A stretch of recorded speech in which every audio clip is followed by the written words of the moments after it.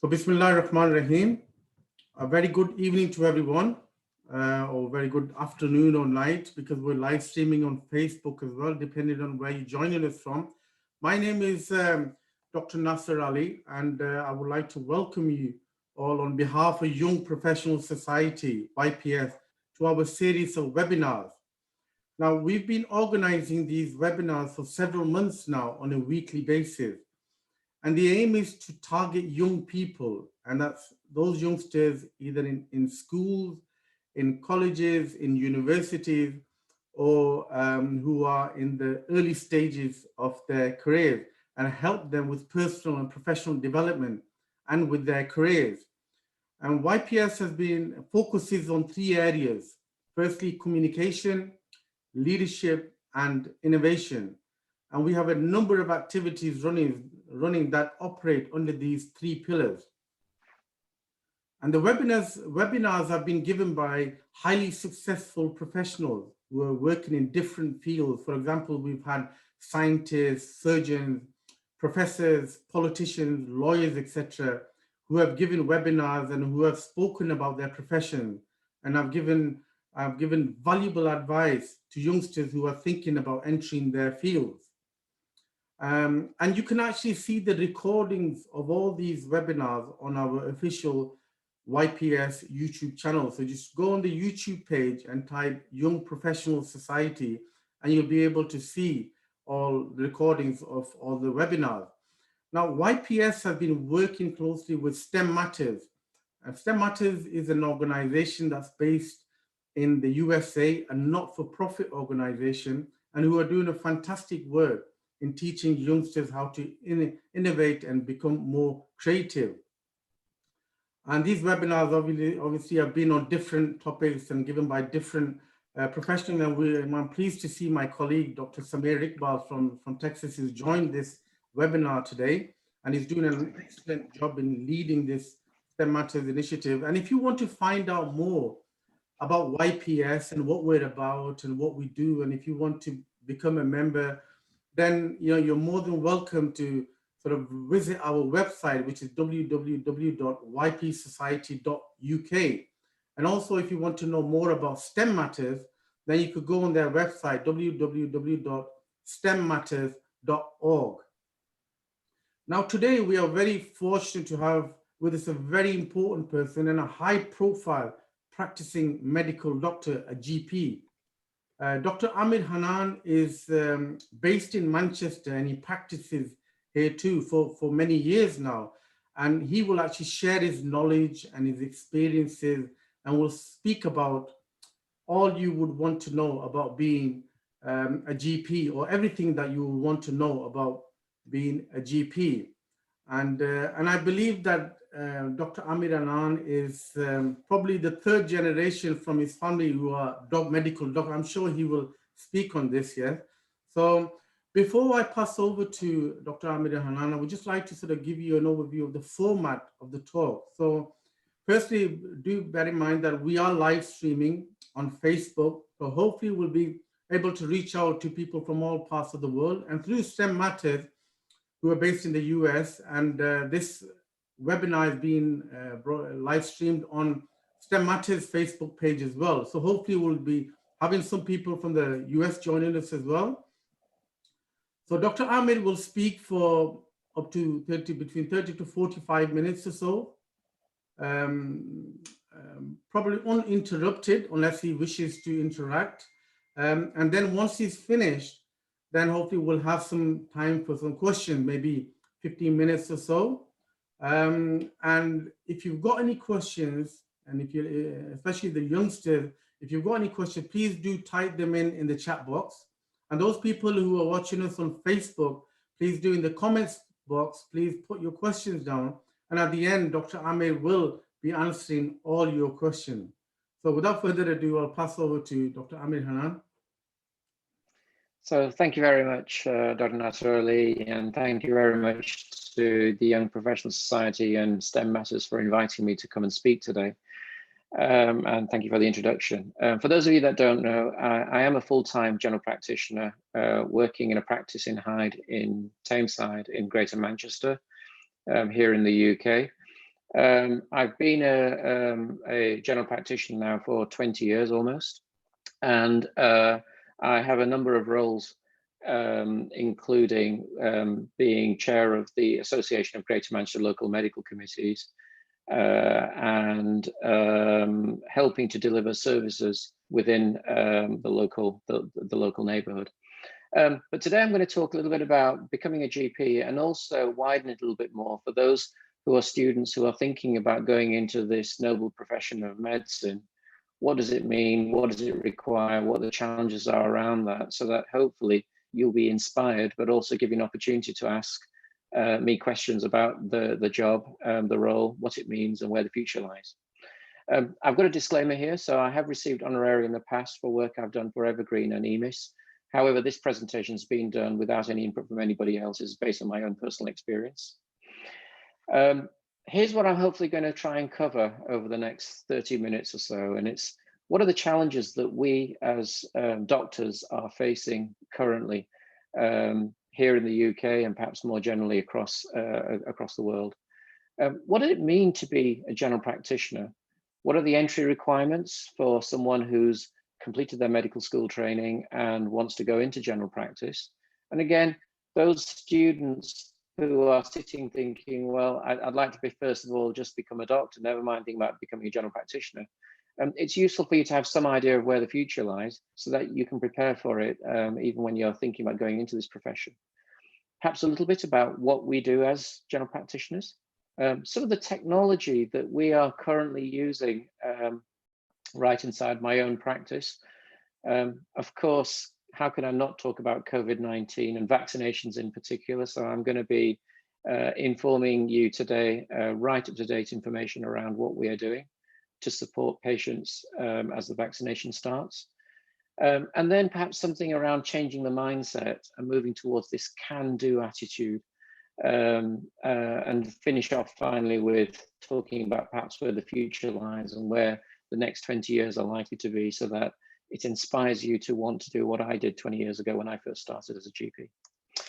So we've got a number of challenges that we are facing at the moment. There's clearly an aging population, and more. And just to give you some idea of what we mean by an aging population, at the end of the 20th century, around 1900, the average age for someone dying in the UK was not much more than about 40 years of age. Today, when you're 40, you don't even think you're middle age, never mind old age. And currently, the average age for someone dying is somewhere between 73, 76 years of age. So things have changed massively, and that has put a huge set of challenges around how we support an aging population. At the same time, we've seen the population in the UK grow as well. But at the same time, we're also seeing that although we might be able to treat specific conditions like heart attacks and strokes and chest infections, and dare I say even COVID-19, there seems to be a big increase in this idea of loneliness that people have. And that's putting a further pressure on the wider systems within the healthcare and beyond. At the same time, we're finding people are much more sedentary. And as a result of cars and video games and whatnot, people are spending much less time going out and about, walking, exercising. They're eating a lot of junk food. And this, of course, has increased, particularly during the lockdown with COVID-19. So things have even worsened this year as a consequence, and that's put further pressure, making people more unwell. And then the consequences of being overweight, increased incidence of diabetes, depression, musculoskeletal problems, and so on. We're also seeing that there seems to be a much wider rise in health inequalities. And what that essentially means is that those people that are richer from certain backgrounds are doing better, but those from poorer backgrounds and those from certain ethnic backgrounds and so on, or people who are homeless, people who suffer with severe mental health problems, people who suffer with alcohol and drug problems, they're getting worse and their outcomes are getting worse. They're more likely to fall ill. They're more likely to develop conditions at a much earlier age, and they're more likely to die sooner. Not only that, but in those areas where there is more poverty, they're presenting much earlier with health issues. And so, whereas if you're in a higher income band, you might enjoy good health until your mid 60s, early 70s before you start falling ill. Whereas if you're in a poor background, you might well start to have health issues when you're in your 40s. And then you might go on to live with those health problems, the complications of diabetes, of heart disease and so on, for 20, 25 years.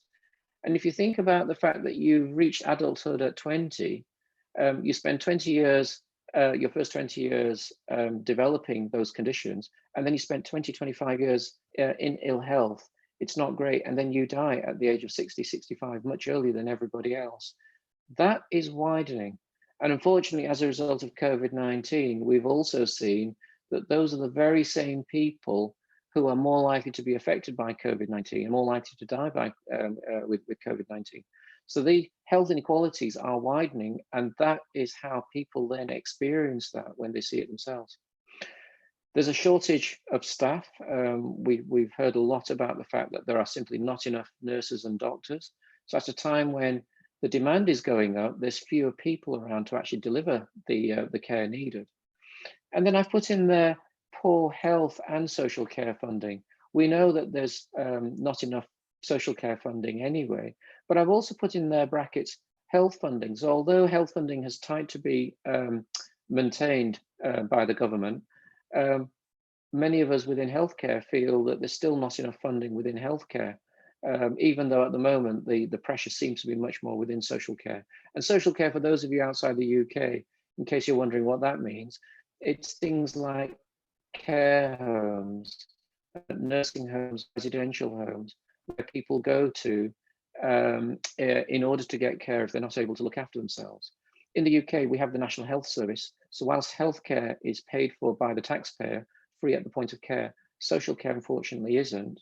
And that is often determined by what funds you have and can vary. And if you have enough funds, then you have to pay for it yourself.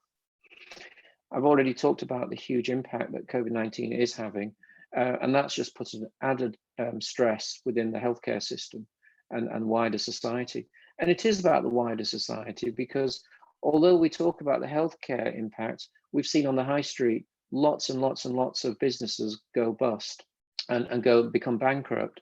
And many thousands of people have lost their jobs. And we know that, you know, if you want to improve people's health, it's very, very important that people have money to earn in order to be able to make the choices that they can around where they live, what food they eat, what choices they can make. So the impact of COVID-19 is far, far further than just the healthcare impact. And the economy is really suffering as a consequence of that. And then, of course, very particular to us here in the UK, but we're about to go into Brexit on the 1st of January, where Britain leaves the European market. And that's going to put potentially much further pressures on all of us as the prices of many things go up. And we find perhaps difficulty in being able to get the things that we've taken for granted for many years. So these are some of the challenges that we are facing here as we speak at the moment. So what does it mean to be a GP? Well, I'm going to start by talking about the fact that my wife and myself are both GPs. We've got 2 young children, and this is a story from when my son was only about 4 years old or so. And he came downstairs, and as he came downstairs, he said, "Oh, I've got pain in my tummy," and he was feeling very unwell and everything. And he came over to see me, and I put my hand on his tummy, and I said, "You're fine, you can go to school." So he wasn't very happy with that. So he went to my wife and said, "Oh, I've got pain in my tummy." And she had a feel of his tummy. There's nothing wrong with you, go to school. And he turned around and said, "Hey, I don't understand this. My friends tell me that if you say this in the morning, then you won't have to go to school. You can have the day off. So what's this thing about a GP? What is it that a GP does?" And that was interesting. Aha, we're not, if we told you that, you'd know everything. So I guess a general practitioner, or for those of you listening from abroad, a family physician, it's somebody who's kind of a jack of all trades, a master of none.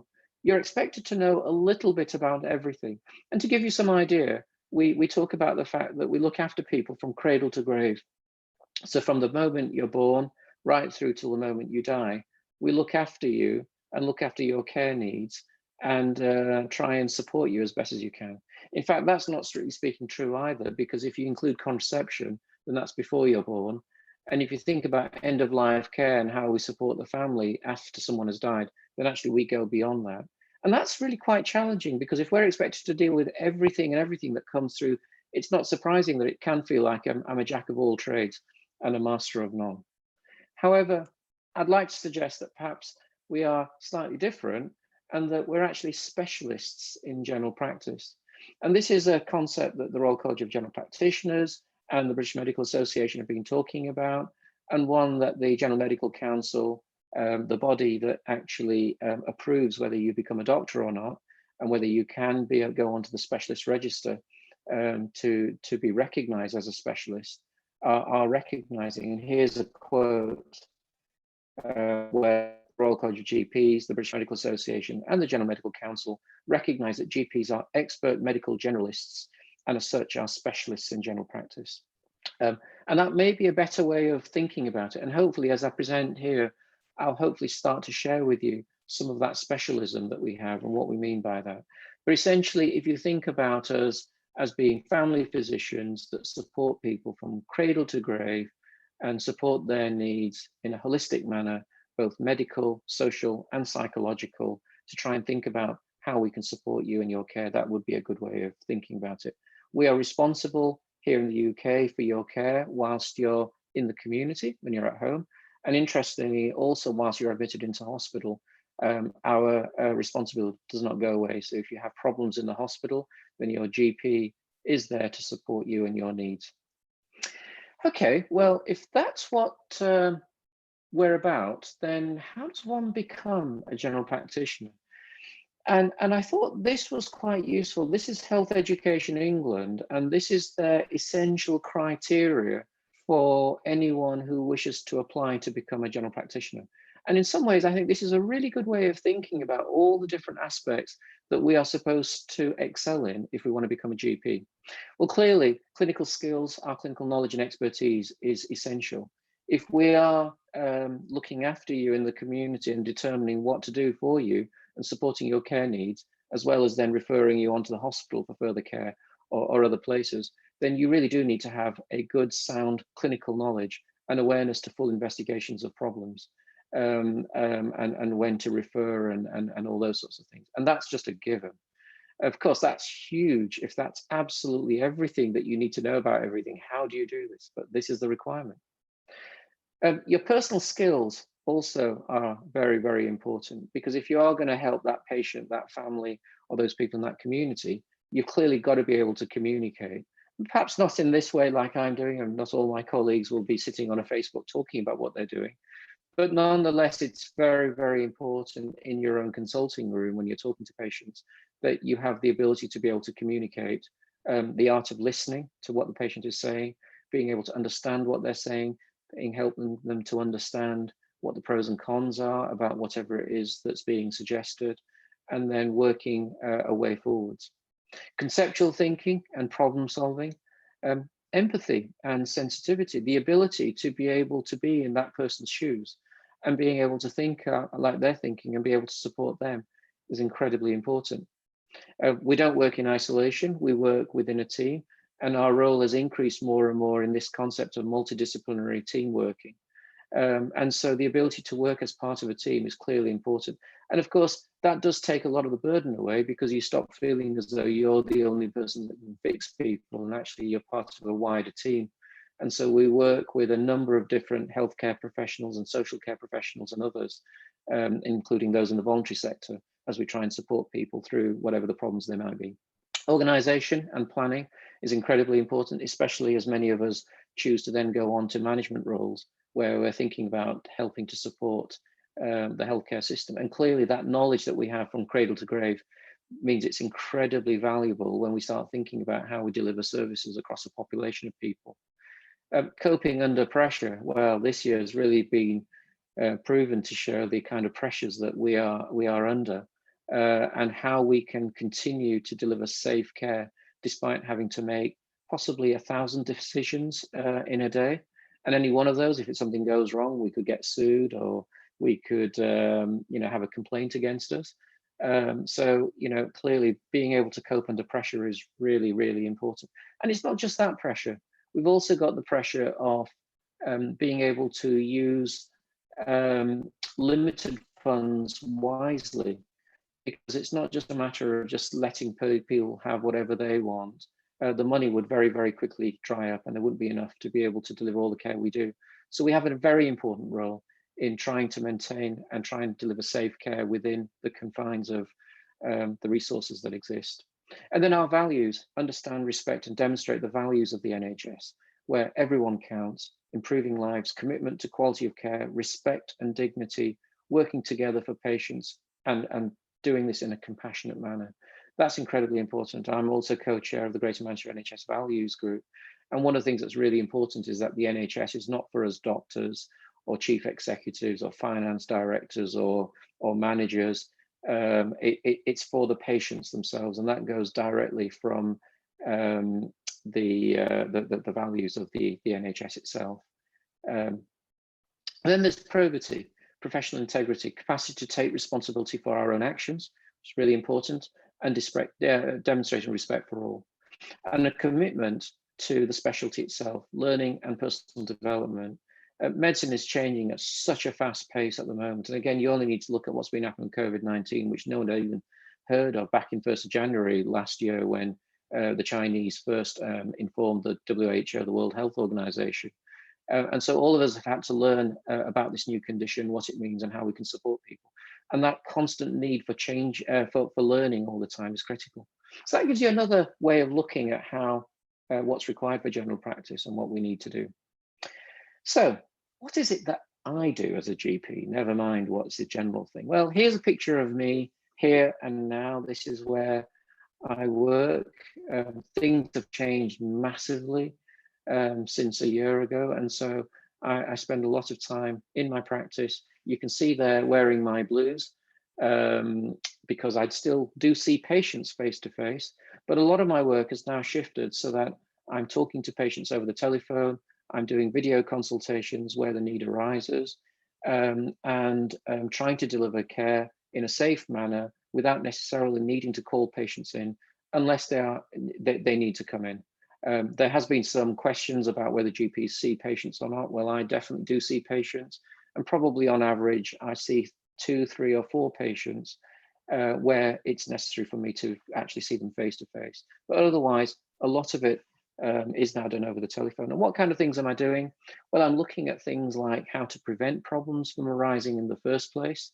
A lot of that has been about reminding people, not just about things like how to prevent diabetes, how to prevent back pain, but also reminding people about the importance of protecting yourself with regards to COVID-19 and the kind of things that you can do. So that's prevention. Minor ailments, which are often self-limiting conditions that might settle on their own. Pharmacists generally are more expert at these things, but patients will often present to general practice as well with cough, colds, runny noses, vomiting, diarrhea, and those sorts of things, which will often self-limit, but people are worried that it might go on. And remember that you could start with a cough, but that cough could end up either being a minor ailment, it could be a COVID-19, it could end up being a heart problem or a chest problem, such as a chest infection or heart failure, or it might go on to becoming lung cancer. So, and the problem is that patients don't come in saying, I've got lung cancer written on their forehead. They've just got a cough, and it's our job to then try and work out what to do with them and how to support their care. A lot of it is also not just about the individual, but it's also about thinking about the family, and hence, another way of describing us is as a family physician. We spend a lot of our time thinking about supporting the family and the wider community. We're often seen as pillars within the community itself, and people who they look up to us and ask us about what advice and support that we're providing for them. So around looking after people for their long-term conditions. I've mentioned diabetes already, COPD, depression, anxiety, and things like that. And then acute medicine, because occasionally people might come and present to the surgery and they're having a heart attack or a stroke. And we might well be the first call for them, you know, maybe perhaps need to resuscitate them, call an ambulance, and then get them admitted into a hospital setting where further care might be needed. It's not just about medical problems, but we spend a lot of time with nursing colleagues, with social workers, with voluntary sector organizations as well, to support them and help them so that we provide a more holistic kind of care involved as part of a multidisciplinary team. What else am I doing inside the practice? Well, the big change that's happened over the last 10, 15 years is the big rise in the use of the internet. It really has transformed almost every walk of life. And we're no different to that. So in our practice here in the UK, we actively encourage our patients to have full access to the GP electronic health record. If you look in that picture over there, you can see that I've got an electronic health record system that I'm using. And on that system, when I talk to a patient, up comes their medical problems, consultations they've had with me, consultations they've had with other colleagues of mine, the results of tests that they've had, such as blood test results or scans, if they've been to a hospital, what the specialist has done, the letters that come back, what advice they've given. And that all that information is on that electronic health record for me to see and to be able to use to support that patient. But imagine if you could turn the screen around so that patients could see it. And these are one of the apps that we encourage our patients to use. This is called the Evergreen Life app. And you can see over here, this is more of a wellness app rather than just a disease app. So yes, you can access GP services, but it's also asking you things like how well are you eating, what your fitness levels are like, and what your happiness level is like. I particularly like this because it's got what's called gamification, and it provides you with a wellness score. It doesn't really matter what that wellness score is, but the whole idea is for that individual, that patient who's looking at that, to think about what can they do to nudge themselves? How can they get from 56 to 60? And you can see this looks like a pie chart. So although this person is very fit and is looking after himself, when it comes to food, it looks as though he's not eating very well. And in terms of happiness, he's only sort of half happy. So if that was me as a patient and I was thinking, what do I need? It might encourage me to start thinking about how I can improve what I'm eating, and maybe think about what I can do to try and make myself feel a little bit more happier besides contacting the GP surgery. And if you click on these things, then you can then delve further into that and find out more and see what else you can do to try and improve. And you can fill out questionnaires and things. And once you fill them out, the system will provide advice and guidance to you in terms of how to improve your food. If you do go into your GP record, then this is what it looks like. So you can see summary, consultations, medications, immunizations, results, and letters. Here's an example of a consultation, which you as a patient can then read. So patients who as soon as I finish the call and I hit the file button, if they've signed up for the service, they can then read, so they don't have to try and remember everything that the doctor has said. Typically in a consultation, patients might only remember 10% of what's been said, or perhaps only 3 facts. Now, you don't need to do that because you can just go online and you can read what the doctor or nurse has written in your record. And it's the free text as well. And we've been very keen to encourage patients to be able to do that so they can find out more. If we send them off for blood test results, they're not having to ring the surgery a few days later to find out what the results are. In fact, they can go online usually that evening that they've had the blood test done. The sample goes to the hospital processes the request, the results come back that evening. And patients are then able to see their test results, and you can see examples. But I talk a lot about patients not just accessing their records, but also getting a better understanding of their healthcare needs. And I'm going to come back to that in a moment. And finally, they can see letters that have come back from the hospital. So they're not having to ring the surgery to see whether letters have come back. And they can see what's been written, and they can see whether we've acted on it. If they've got any questions, they can come back to us. The other app that we also promote is called Patient Access. And this is the Patient Access app. It's very similar to the Evergreen Life app, but this one allows you to access your medical records that you can see there. You can order repeat prescriptions just as you can with this as well, and you can see how easy it is to order your prescriptions. You can see your problems list, just like you can there. And you can also see test results. And as you can see here, often in medicine, it's not just about looking at absolute values, but it's also looking at trends. Here's an example of the diabetes, and you can see this particular patient's diabetes was rising. In other words, it was getting worse, and then it started to come back down again. And that's really useful for patients as they're looking at how they're responding to treatments, but also perhaps looking at what they're eating and what exercises they're doing to try and improve things for them. And these are all tools that can help the patient to help themselves. And I'm very, very keen. I recognize that the future of general practice is not just about, or medicine is not just about accessing a doctor, but also thinking about how we can support you so that you can make those thousands of choices you make every day about whether you choose to drive, or whether you choose to go for a walk, or whether you choose to eat McDonald's or Burger King or KFC or whatever, or whether you choose to eat more salads, less carbohydrates, and things like that. We've also got something called Engage Consult, and this is the way that patients can get an appointment. So rather than having to ring the doctor's surgery at 8 o'clock in the morning and sitting on the phone waiting for someone to answer, they can go in the evening and they can put in what the problem is. And here's an example of the skin rash. It then asks a whole series of questions, and that might take 10 or 15 minutes. But after they've answered the questions, we get a very comprehensive medical history, including what ideas, concerns, and expectations that patient might have. And if you've done that in the evening, then tomorrow morning when I go into the surgery, I've got these to look at, and this gives me a lot more information about that patient and helps me to then work out what the best way of managing that patient is. Or maybe because they've provided the whole medical history, I can then go straight into the management plan and spend 10, 15 minutes on how we're going to take things forwards, rather than just trying to get details about medical history where the patient could have provided it themselves. And then finally, well, how do we inform patients about all this stuff besides them coming and listening to a conversation, to this sort of Facebook message?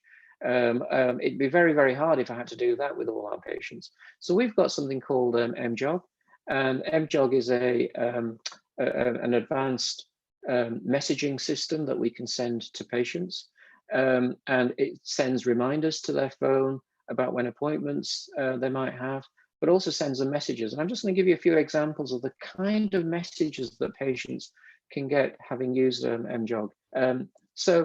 This is a very, very common one where if I ring the patient up and they've not answered the phone because they've not got the phone with them, I'll send them a message saying that I've tried to contact you.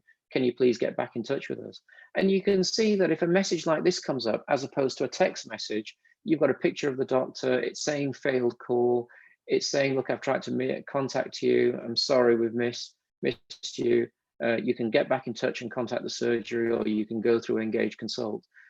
Or you can just simply send a reply back if you want to get back in touch with us again. So again, we're using technology in a way that enables and empowers patients and activates them, rather than sorry, can't do, sorry, can't do. Here's another example. And here's where a message that we'll send to patients if they've never used Engage Consult before, and the thing, what's that all about? Because they've always up to now used to just ringing the surgeon and waiting for the doctor to call them back. So here's a message, and there's a little video that patients can watch that describes what they need to do and how they do it, and what it's all about. And again, you can see that this is the kind of message that you would have received on WhatsApp with your friends. Well, how about healthcare services starting to send messages with videos, pictures, and text to try and help them get the most from the best from the practice? And in fact, here's an example of a message that we've been sending our patients around COVID-19 and what kind of things that they need to do to keep themselves safe. So the government message, wash hands, cover face, make space. There's a video that you can watch which explains in more detail about what you can do and a reminder of the symptoms. Again, if you think about how a picture says 1,000 words, and start thinking about how we can send a very specific message to the patient so that they've got it on their phones that they carry around with them. And just to give you some idea, 98% of the families in the UK now have access to the internet, and the vast majority of them all now have a smartphone. You don't need the latest and greatest smartphones. It doesn't need to be the latest iPhone or Android. As long as you've got a smartphone, If you can do WhatsApp, if you can go on Facebook using your phone, you can then, potentially access these messages if your GP surgery is offering it. And of course, we are doing it, so we're encouraging patients to use these things, and they find them very, very helpful. We've also got a practice website, and this is our practice website, htmc.co.uk. You're more than welcome to visit it wherever you are throughout the world. We're providing information very specifically for our patients. So if you are looking at this from outside the UK, please remember that this is for our patients here in the UK, but you're more than welcome to have a look at it. And at the moment, we've got lots of useful information about COVID-19, because clearly that's what people are really wanting to know about. But other things like how we're engaging patient staff through the use of technology, and other things that people might be interested in, including how to lose weight and so on. We've got online services, how to register online. We've got our mission statement over here. We're active on Facebook and Twitter, because again, let's meet people where they are rather than forcing them to come and see us. And we've got this really important picture that I'm going to come back to in a moment, to remind us that we're not avatars or cyber doctors, but actually, I'm there in the surgery seeing patients, and they have they have the opportunity to come and see us if that's what they want. But you'll also notice, what you'll also notice is that we've just launched new information about the COVID-19 vaccinations, which we're about to start this week for our patients, for those over aged 80. And if you click on that link there, then what you'll find is this page over here. And again, you can see how we are now informing our patient population about the COVID-19 vaccine, and providing them with trusted information from their doctor and nurse, so that if they are confused, concerned about it, want to know more, they're talking to somebody who knows them, somebody that they have a relationship with, not just with anybody. Now, this is going to become really important, as we've seen a big rise in myths, in the anti-vaccination people spreading all sorts of messages through social media, through the internet, through Facebook, through WhatsApp and whatnot. We can't stop that, but what we can do is build this relationship up, listen to what people have to say, find out what their concerns are, and be able to respond to it. So you'll be able to see the information that we're providing. This is for us here in the UK and very specific to our patient population. But again, do you see how it's another way of being able to reach out to patients and keep them informed of what's going on? So that's what we've been doing. We've been doing this for the past 16 years to enable patients to access the records. You'll see that this is our latest data, which I literally collected just before I came online. And again, I'm very keen for people to see how things are here and now rather than how things might be. And overall, we've got 13,125 patients, and currently 9,871 of them have got the full access to the medical records in the way that I've just described. You can see that we've got people from the age of 0 right through to 90 plus. Our oldest patient has got full access, is 104 years old. And you can see that in every age group, we've got people who've signed up. This is just another way of looking at the same thing. So 90% of our patients with obesity have got full access to their records. However, there's a bit of a warning shot here, that if we've got 13,154 patients and we've only got 548 who are obese, then clearly there's something wrong with our data. So although it looks pretty good that it's 90%, actually we could do a lot better at collecting who's obese and who isn't. But if you look at other things, 81% of our asthma patients, 68% of our COPD patients, 76% of those with diabetes. Again, this is really important stuff, because when we think about COVID-19 and we think about which groups of patients are at high risk, they're people who are from the Black and Asian minority here in the UK. They're people who are poorly controlled diabetic, who are overweight. They're the ones who are at high risk. And so it's important from my point of view to ensure that our diabetic patient population is getting the best care they can. They can read what the doctor and nurse has written about them.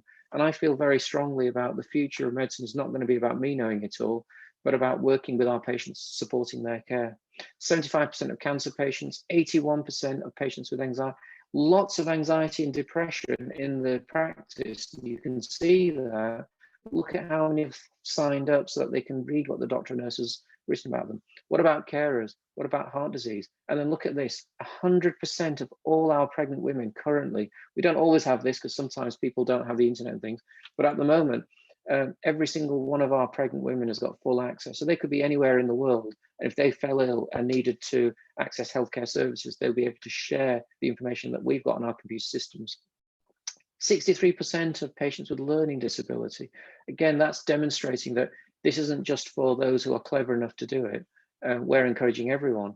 And then look at this Bengali patients. We've got a very large Bengali population, and yet 86% of them, in fact, if you're Bengali, you're more likely to have signed up than if you're in the general population. And overall, 75% of our patients have full access.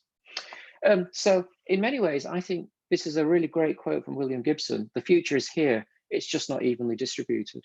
And I hope this, what I'm trying to share with you, is describing where the future lies and all the things that we're doing at the moment. There's absolutely no reason why every person on the planet, never mind here in the UK, why every person on the planet could not do this.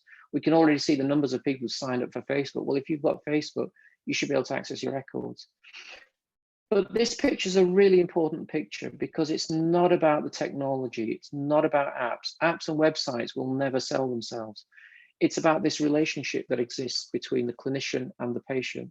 And that's why it's really important that although the patient's holding her smartphone and she could share information with me, and I've got the healthcare, I've got the clinical system, and I've got the practice website, we're actually looking at each other, we're talking to each other. And I'd like to think that the technology enables us to have that close relationship between us, because that's what makes my job really, really interesting and why I love what I do as a GP, rather than messing about with the technology and things. Yes, the technology is there, but actually this relationship that we have, the patient trusts me, I'm trusting the patient to tell me as much as what's possible. Let's share the information around. It used to be me sharing what's on the electronic record with the patient, but now I'm asking the patient to start sharing what information they're collecting with me as well. And I call this the partnership of trust. And I think that's where the future is going to be for all of us throughout the world. But finally, I really wanted to share this picture with you, because it's all very well me sitting there talking to you saying, this is how we prevent diabetes and everything. But if I'm sat on my chair all day long and not looking after myself, then guess what? I'm at risk of developing diabetes and obesity and all the rest of it.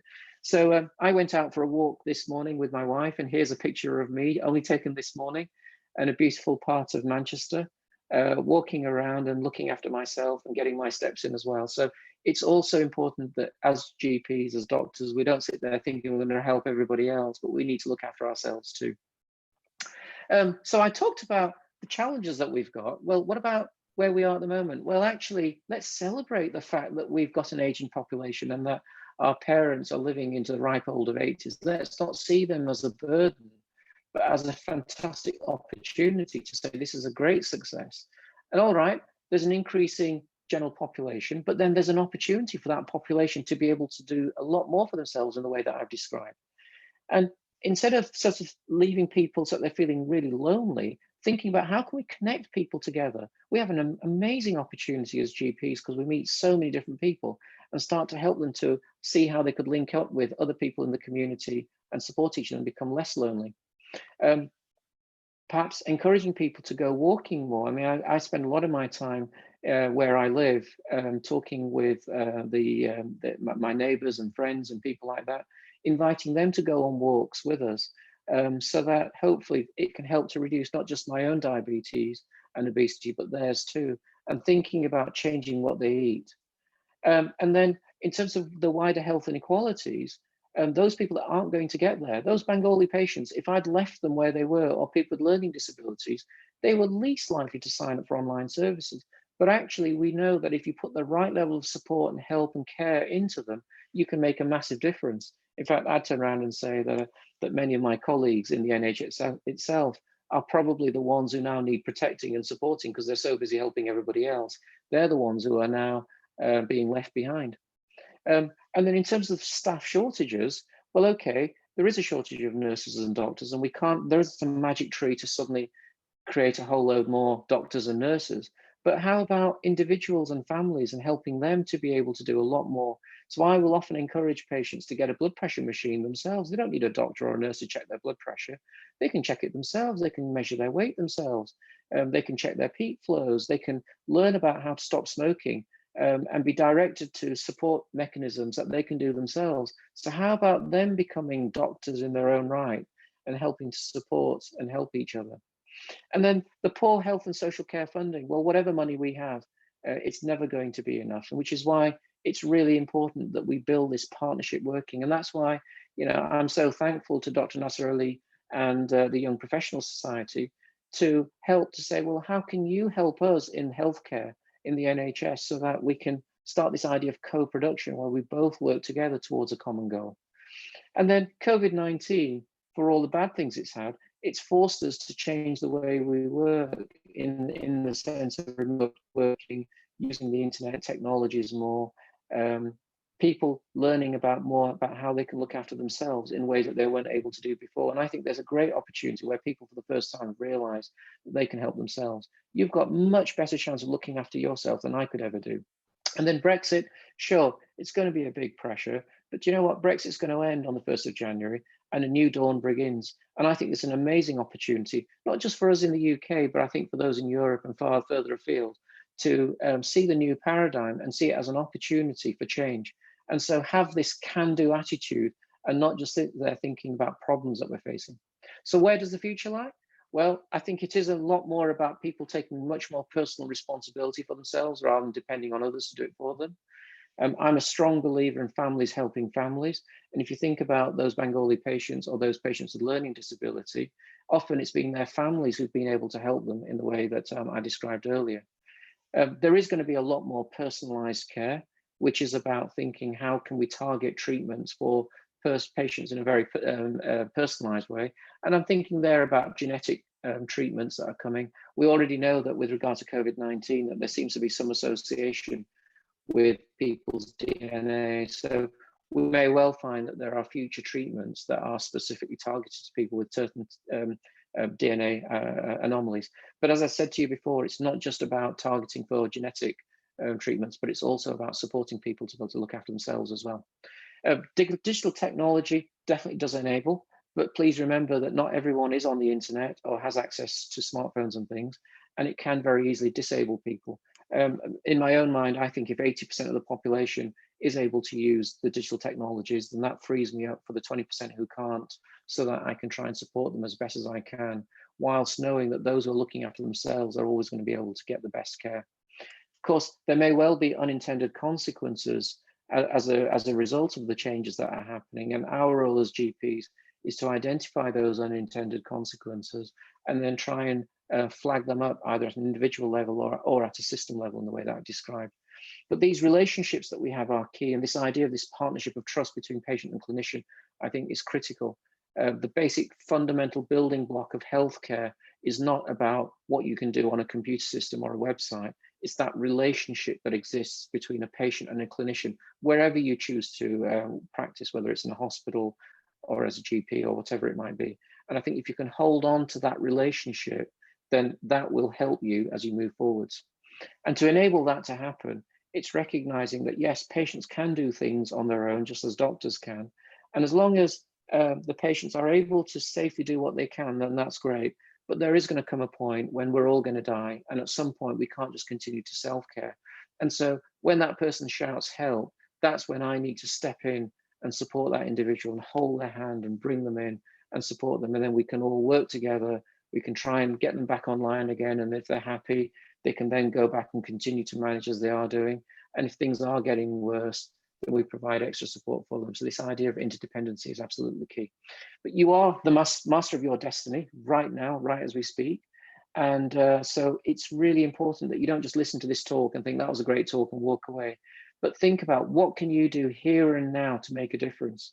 You know, if you're a GP, if you're a medical doctor, then think about what you're doing at this moment in time.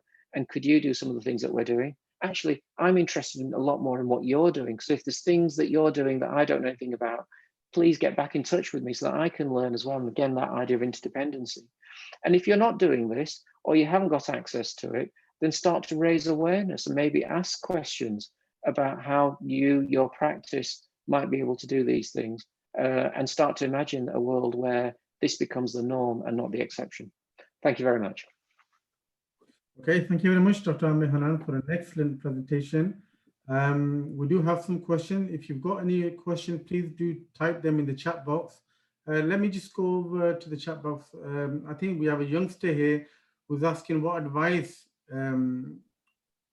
is your advice for getting work experience at a GP during COVID? So things are really difficult at the moment. I recognize that because currently general practice is probably the most biosecure area that we've got. We've done that very deliberately. So doors are locked. You can't just walk into a GP surgery. But as I've pointed out, you can interact with your GP, and then if your GP feels it's important for you to come in, then we allow you to come in. But we're trying to do that, and that's because we need to protect our GPs, our nursing staff, our healthcare assistants, our reception staff. In terms of students wanting to get work experience, I would still continue to approach your own practice and ask for help. I've been having students sitting in with me. I think it's a very, very important role that I have to encourage people to support. So if people would like to get in touch with me for help, then maybe through Nasser Ali and the Young Professionals Society, perhaps you could get in touch with him, and I'll see what I can do to try and help you. Yeah. Does Dr. Hannan ever find his job boring? Because a lot of people think that being a GP only involves sitting at a desk all day. So when a student came to sit in with me, I asked them at the start what they thought I did. And their answer was something about seeing coughs and colds and runny noses, and then referring anyone that's actually poorly to the hospital. Within sort of, I would say within about 3 hours of sitting in clinic with me in the way that I've described, their mind had completely changed, and they realized that actually I send very few patients to the hospital and spend a lot of time helping to support people living in their homes. Remember that, especially with COVID-19 at the moment, the safest place for you is at home, being looked after by your own family for the vast majority of people. Okay, and if that's the case, then thinking about what tools you need to be able to look after yourself whilst you're at home. You know, we, as I've indicated, we're looking after some very, very poorly patients who are in the community. Many people at the moment who should probably be in hospital are scared of going into hospitals, and so they're saying, "Doctor, we need to, you know, we want you to look after us," which is understandable. We can't treat everybody. We can't, you know, we're not going to do brain surgery on somebody in the community, but there's a lot we can do. And believe you me, I haven't got time to get bored. It's such an exciting time at the moment. Yeah. And do the GPs have more flexibility than sort of hospital doctors in terms of working hours? Or I mean, are you expected to work from 9 to 5, or is it beyond after office hours as well? Or? So general practice is contractually in the UK open from 8 o'clock in the morning through till 6:30 in the evening. So those are the actual hours that we have to stay open and be available and accessible for our patients. That doesn't mean that we're in the surgery all that time, because again, you know, we have meetings, we have to go on visits to see patients and things. So you're not physically rooted to the practice then, but the practice has to remain open. I think it'd be fair to say that this year, particularly because of all the pressures that we've had, many of my colleagues are working many longer hours than that, often starting way beyond that and finishing till late. I don't even want to begin to tell you how many hours I'm putting in for that, but that's because we've got a special circumstance at the moment and some real challenges.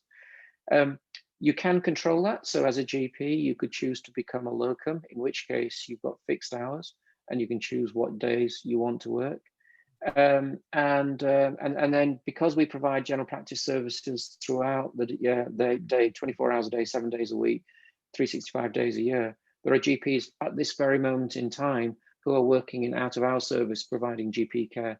So there are people working all hours, day and night, but not necessarily a full 24-hour period, because that's not realistic, but it's being shared.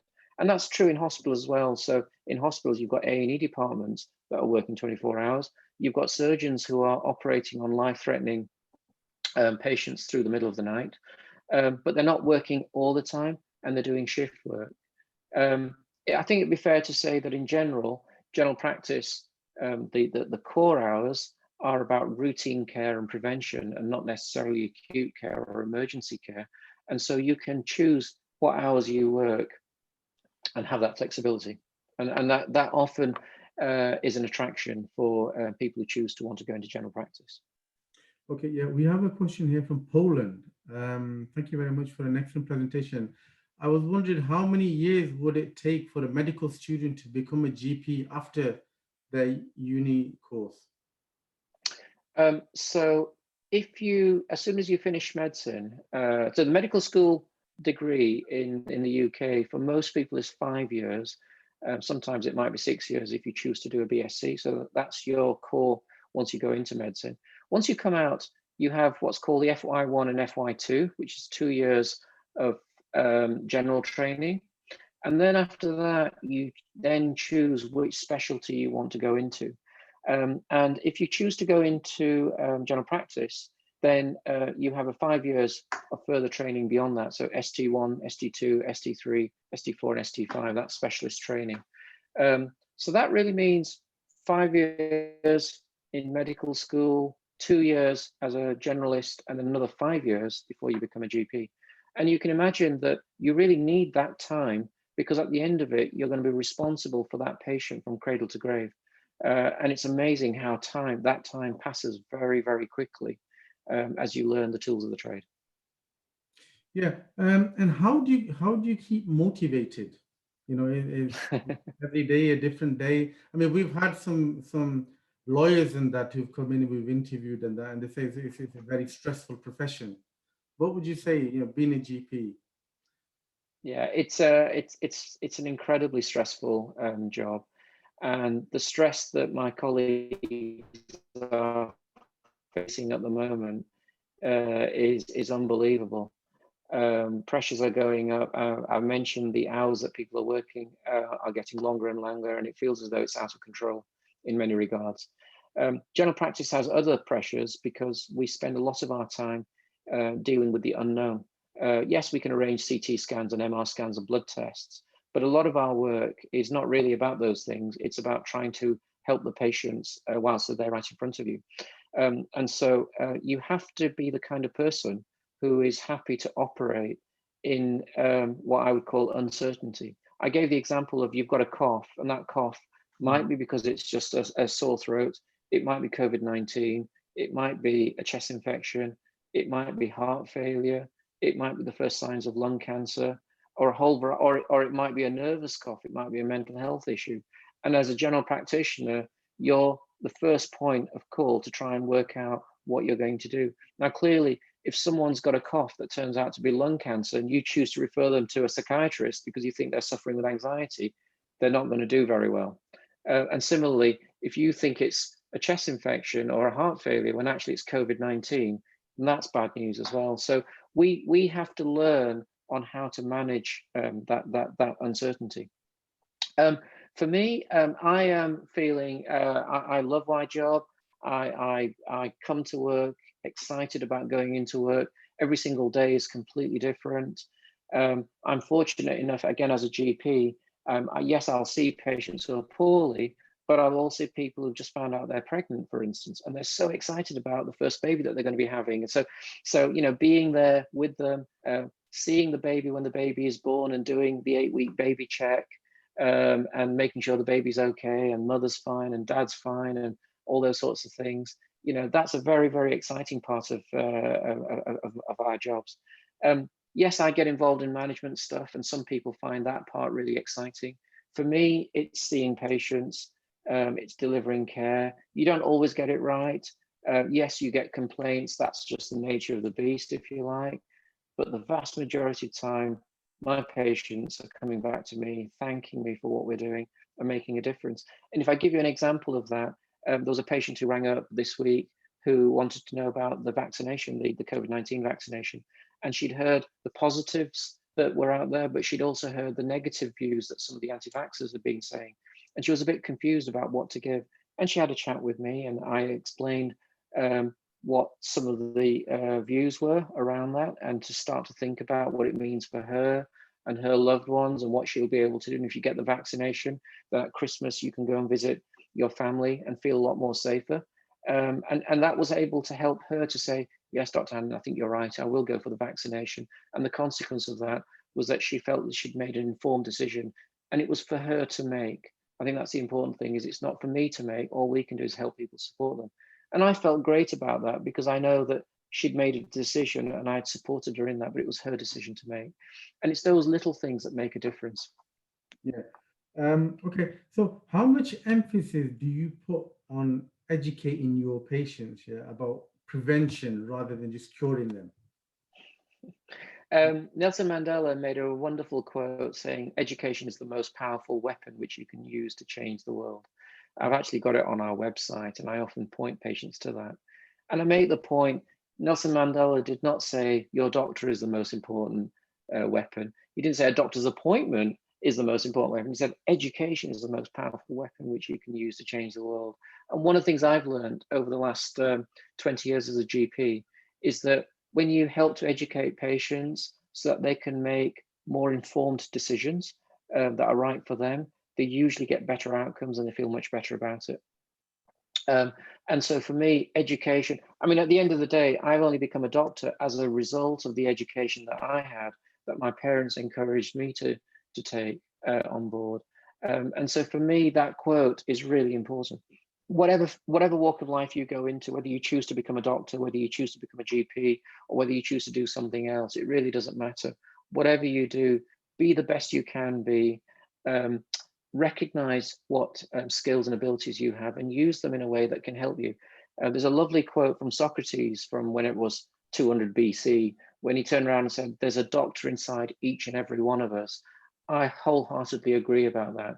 You don't have to have a doctor's degree to be able to do that. You need to activate that. You need to feel that, yes, I can make a difference for myself rather than waiting for a doctor to try and fix me. Yeah, because I know yourself, you organize these walks and things like this, yeah, which especially during this COVID era, which are good for your mental well-being and fighting obesity and diabetes and that, yeah. And you do get people, some who would join. However, there's a lot of them, majority won't want to do that, yeah.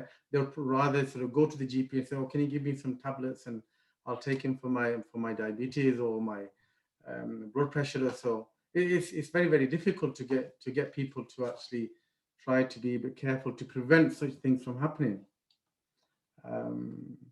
Yeah, I think you're absolutely right, and that's why, you know, this slide I've got here, it starts about where does the future lie. It's about people taking personal responsibility. But I think also what's very important is I mentioned that, you know, we are pillars in that society and people look up to us. So actually me putting a picture out there, not just of me sitting in my consulting room talking to a patient with a stethoscope next to me, but actually me, you know, showing you that I've been out for a walk with my wife today, looking after my own self. That's incredibly powerful, and take that message out there and say, look, this doctor who's got access to everything, guess what? He's going out for walks. He's not going to his own GP and saying, can you give me this tablet or can you give me that? Yes, there's COVID-19 out there. Yes, there's a tier 3 lockdown at the moment. So Greater Manchester is recognised as having a much higher level of COVID-19 than the rest of the country. But that's not stopping me from going out there and being able to look after myself. And I think that's a really, really important point, that if it's good enough for me, it's got to be good enough for everybody else as well. Okay, there's a question from the States. What can we expect the long-term side effects of the COVID-19 vaccination from past experiences, possibly with other vaccines? So vaccinations have been proven to be the most effective way of protecting not just individuals, but communities and populations throughout the world. There is no question about that. Many millions of people have been saved. Harm that could have otherwise come to them has been prevented as a result of vaccinations. We've managed to eradicate diseases that used to cause huge havoc for very many people, including things like smallpox and so on. I'm hopeful that one day we will have vaccinations that can eradicate COVID-19. And it's really, really important to recognize that. Again, just to give you some idea, out of our 13,000 patients that we've got in the practice, 406 of them have been diagnosed with COVID-19. Sadly, we've had a number of patients who died as a consequence of COVID-19. Some of them have been young people, unfortunately, although the vast majority have been very elderly. Some of our patients that we've got are, young, under 40 years of age, and they've got this thing called long COVID syndrome, whereas before they were running, cycling and getting on with life, now they're hardly able to walk just inside their own home. It's had a huge and devastating impact upon themselves and their families. And if you knew what I knew in terms of what COVID-19 is doing, you'd do everything you can to try and prevent it if you can. And again, that's why washing your hands, wearing a face mask and keeping social distancing is really, really, really important. But I think with the launch of the vaccinations, we've now got an opportunity to actually prevent people from getting the vaccination. I would again encourage you to read, especially trustworthy information. If you read something that comes over the internet on WhatsApp or through social media, Facebook and whatever, then don't just believe it just because it's come into your phone. Check your source, check where it's come from. Identify who you trust and approach them. It might be your doctor, it might be your nurse. They are really, really important.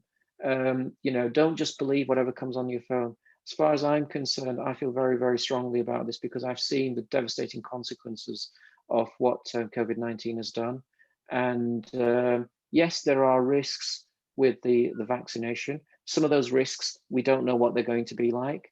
But what we do know is that COVID-19 right now is harming people, is killing people, is devastating people's lives. And that's why that last point there, you are the master of your destiny right now, is a really important point. You read up about COVID-19 yourself, read up about what it does, read up about the vaccinations, find out from people that you trust and make a decision. Don't remain indifferent. Are you encountering any difficulties in with this new Pfizer vaccine that's been approved in the UK in terms of storing the vaccine in your clinic and administering it to patients? Are there any issues because there's a low temperature, -70 or so, it needs to be stored? Yeah, so we've got a number of challenges. We haven't actually started the vaccination campaign. We'll be starting that very soon. In fact, as I mentioned to you, we'll be starting that this week. And that will be to specific groups of people. At the moment, we're targeting those who are over 80 years of age in our practice and giving them the vaccination. There are a number of problems, and one of them is the fact that we have to give 975 vaccines in the space of 3.5 days. So when the vial opens, we've got 3.5 days in which to give 975 vaccines.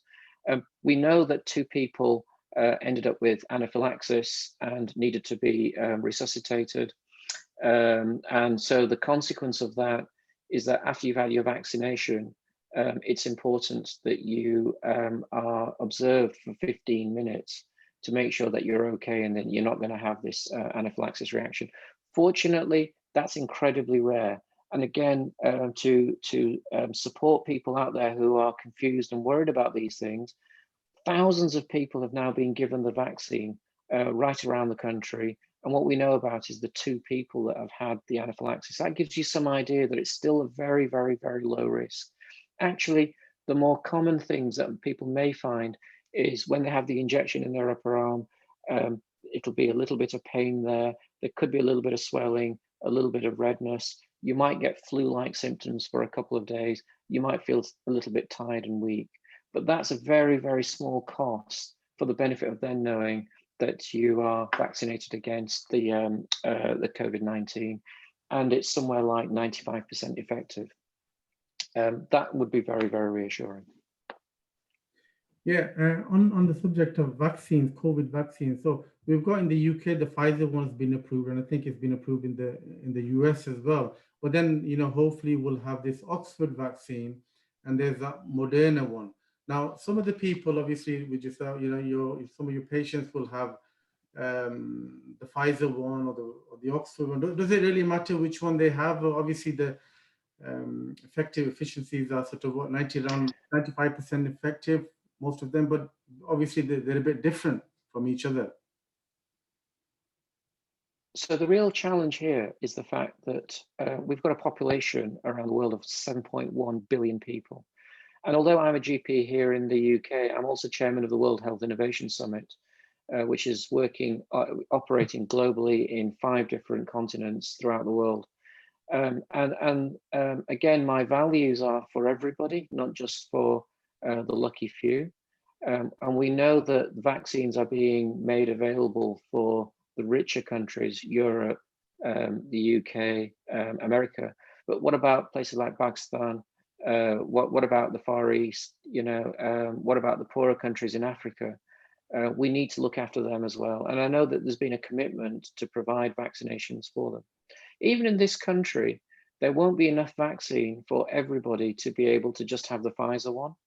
And so many of us are really looking forwards to the acceptance by the regulatory authorities for the Moderna vaccine, the AstraZeneca one, which you've talked about, and there's also the Russian one. I've forgotten its name now, but you know, so there are a number of vaccines already out there, and what we need to try and do is ensure that everybody is able to access that vaccine, particularly those who are at high risk.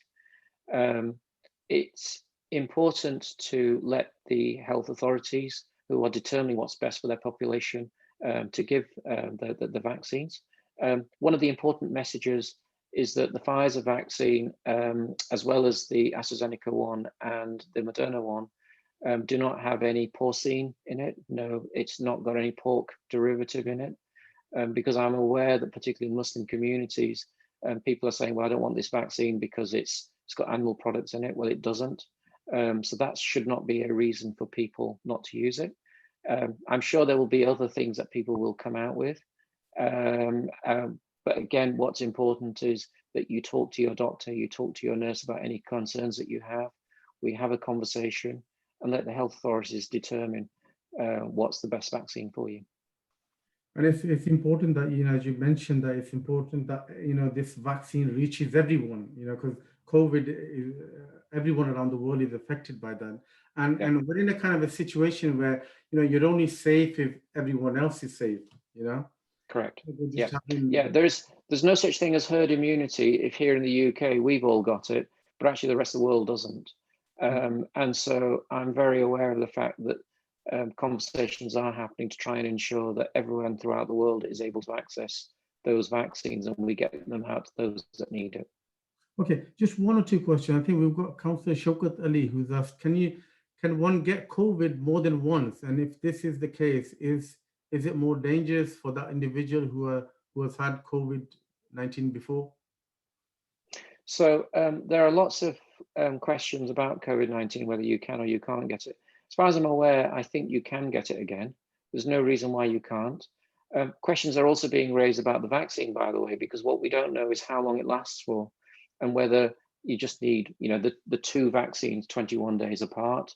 And when will that need to be repeated again? Will it need to be repeated again in a year's time or 5 years, or does it give you immunity for the rest of your life?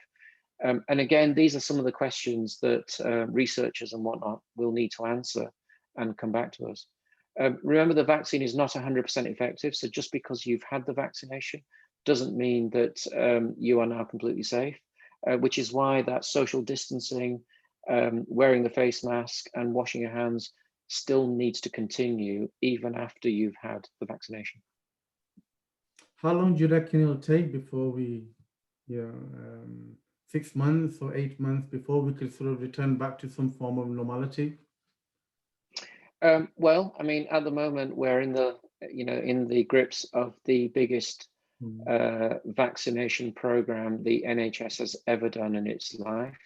We are looking at, essentially everyone over 50 years of age getting the vaccine, and there'll be different times on when that happens. At the moment, I think we are thinking that by April, May time, most people should have got the vaccine, assuming that we don't have any major problems. And again, you know, we may well come across problems, in which case the program may slow down, or we might get more vaccines, in which case it might speed up. So we don't really know how things are, but at this moment in time, the feeling is that we should be able to vaccinate all that need it by April, May time.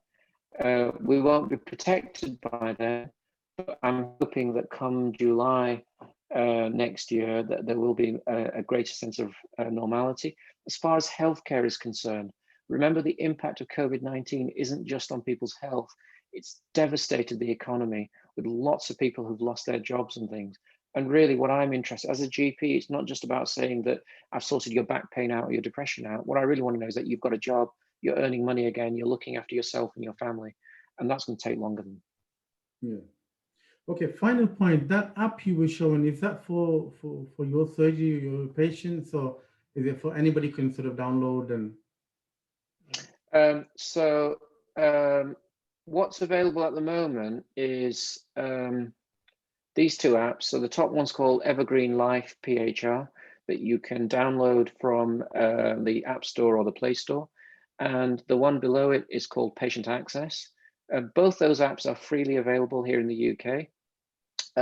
With the Evergreen Life, you have a personal health record, so you can record your personal information. You can keep documents. You've got a document storage system in there that you may want to keep. If you've got blood pressure, if you've got a saturation monitor for COVID-19, you can store your saturation levels on there, and that does not need to be linked to the GP surgery. You can monitor your food, your fitness and happiness levels, and get your wellness scores. So that is all available. You can link to the GP surgery, but what you'll need to do is contact your GP surgery and ask for your PIN numbers.